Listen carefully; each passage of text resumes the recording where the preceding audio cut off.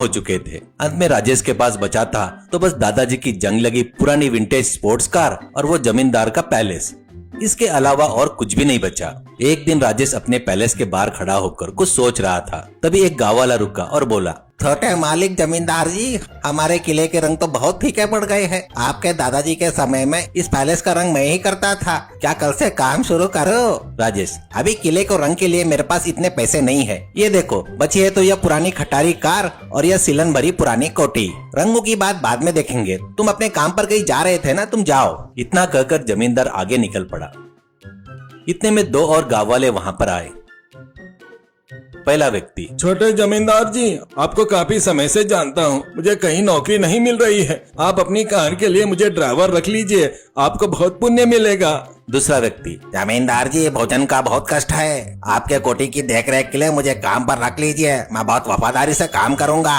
राजेश, मेरे पास ऐसी कोई नौकरियां नहीं है, कार भी काम नहीं कर रही है। जरूरत हुई तो मैं खुद बुलाऊंगा, अभी के लिए आप लोग जाइए। उसने बहुत विनम्रता से कहा। राजेश सोचना शुरू करता है, कुछ तो भी करके पैसे कमाना होगा। ये सब लोग छोटे जमींदार ये करो, छोटे जमींदार वो करो कहकर मेरे पास से ही पैसे खर्च करवाना चाहते हैं। कुछ न कुछ काम करके पैसे कमाना शुरू करना होगा। यह सोचते हुए उसने अपने पुराने जमाने का डब्बा फोन निकाल कर और अपने दोस्त को फोन करने ही वाला था तो उसका दोस्त सुरेश टहलता हुआ वहां पर आ गया। दोनों ने साथ में पढ़ाई की थी। इतना ही नहीं, सुरेश एक कार मैकेनिक भी था।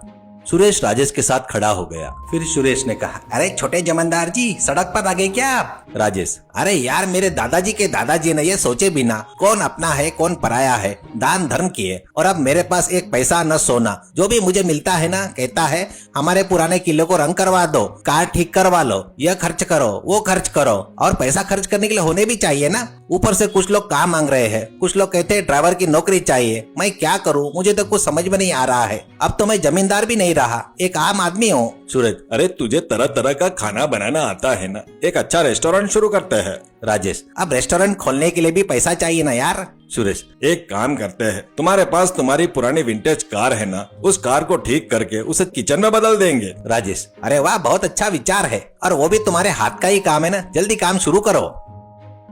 राजेश और सुरेश दोनों मिलकर एक बैलगाड़ी लाए।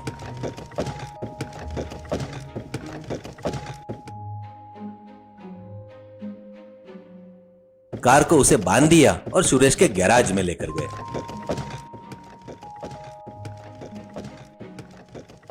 सुरेश ने जल्दी ही कार को पूरी तरह से रिस्टोर कर दिया, नया पेंट किया और उसे विंटेज कार किचन में बदल दिया। राजेश ने अपनी विंटेज कार में बारबेक्यू करना शुरू किया।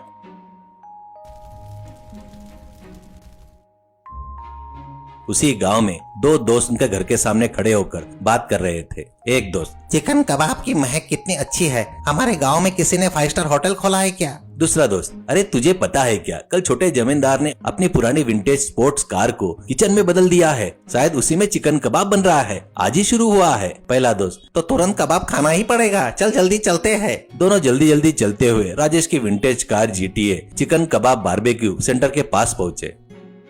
पहला दोस्त, अरे वाह वाह, क्या महक है, क्या महक है, चिकन की कितनी अच्छी खुशबू आ रही है, मुंह में पानी आ रहा है, मुझे जल्दी से चिकन कबाब की एक प्लेट दे दो। दूसरा दोस्त, अरे छोटे जमींदार, मुझे एक प्लेट में बारबेक्यू किया हुआ चिकन कबाब दीजिए।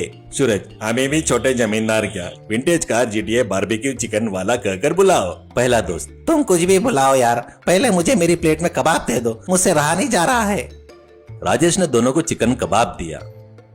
उत्सुकता से उन दोनों ने बारबेक्यू चिकन खाना शुरू कर दिया।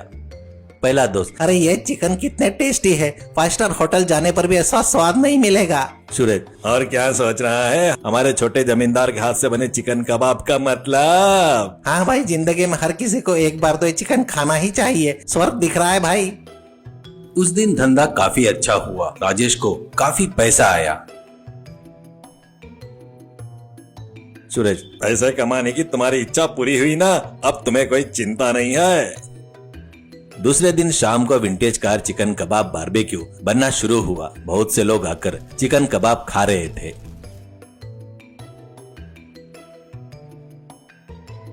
इतने में वहां पर एक बड़ी विदेशी कार आकर रुकी।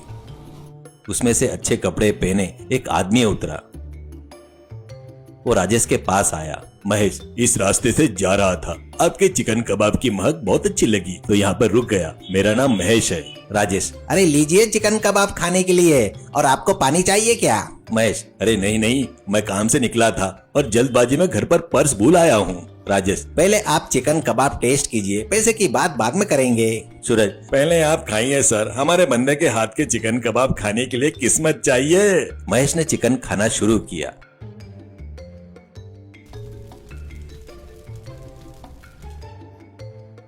महेश, इस बारबेक्यू में बने चिकन कबाब बहुत ही स्वादिष्ट है। सूरज, हमारे बंदे के हाथ से जो भी पकवान बनते हैं वो उतने ही टेस्टी होते हैं, ऐसे वैसे नहीं, ऐसा कुछ भी नहीं, सब कुछ बढ़िया बनता है। महेश, इस आसपास में कोई पुराने जमाने का जमींदार का पैलेस है क्या? राजेश, किस लिए पूछ रहे हो सर आप? महेश, मैं फिल्म के लिए लोकेशन ढूंढ रहा हूँ, अभी भी उस पुराने जमाने के जमींदार के पैलेस के लिए ढूंढ रहा हूँ। इस तरफ आया हूँ, जितना किराया चाहिए उतने देने के लिए तैयार हूँ। सूरज, अरे आप चिंता मत कीजिए, ये हमारे राजेश बाबू यही वो जमींदार है, वक्त की मार है इसलिए कबाब बेच रहे हैं। आप चाहे तो शूटिंग के लिए हमारा पैलेस इस्तेमाल कर सकते हैं। महेश, अरे बहुत बढ़िया, क्या अपन एक बार जाकर जमींदार का पैलेस देख कर आए?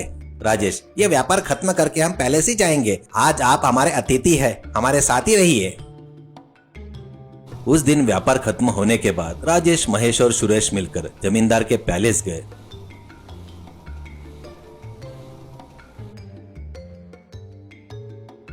वो पैलेस देखकर महेश बोला, महेश, इस पैलेस के अंदर की मेज, कुर्सियां और फर्नीचर बहुत अच्छा है। बाहर की तरफ अगर रंग भी करवा दिया जाए तो दीवारें सुंदर दिखेगी।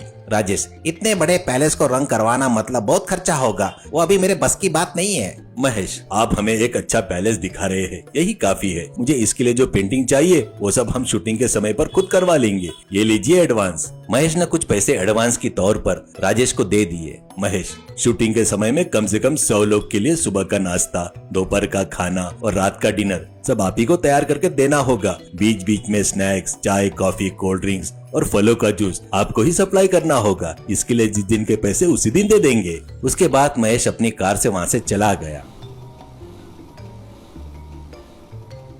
उसके अगले दिन से शूटिंग शुरू हो गई। सबको चाहिए था सुबह का नाश्ता, दोपहर का खाना और रात का डिनर, बीच बीच में स्नैक्स और फलों का जूस। ये सब राजेश ने अपनी रिस्टोर हुई विंटेज कार किचन से सप्लाई किया।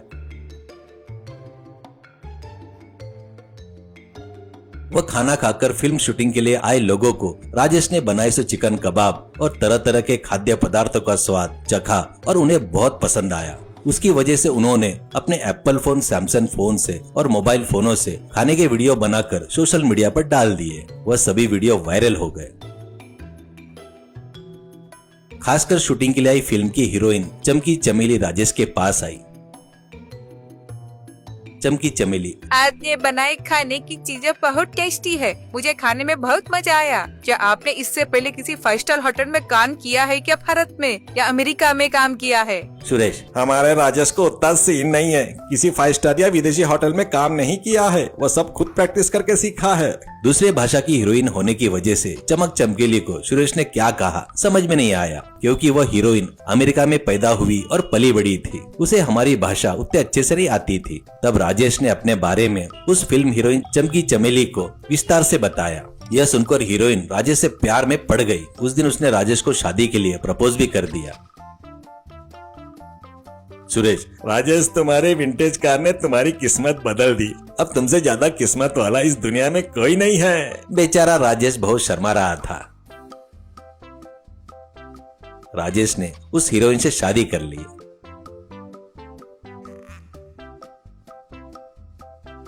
अपने पुराने पैलेस को फिल्मों की शूटिंग के लिए किराए पर देते हुए उसने जो पुरानी विंटेज कार रिस्टोर की थी उसमें किचन कबाब बनाकर बेचते हुए उसने खूब पैसा कमाया और फिर से जमींदार बन गया।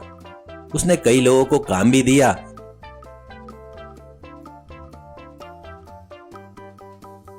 और अपने दादाजी की तरह जो भी मांगता था उसे दान धर्म करते हुए उसने खुशी खुशी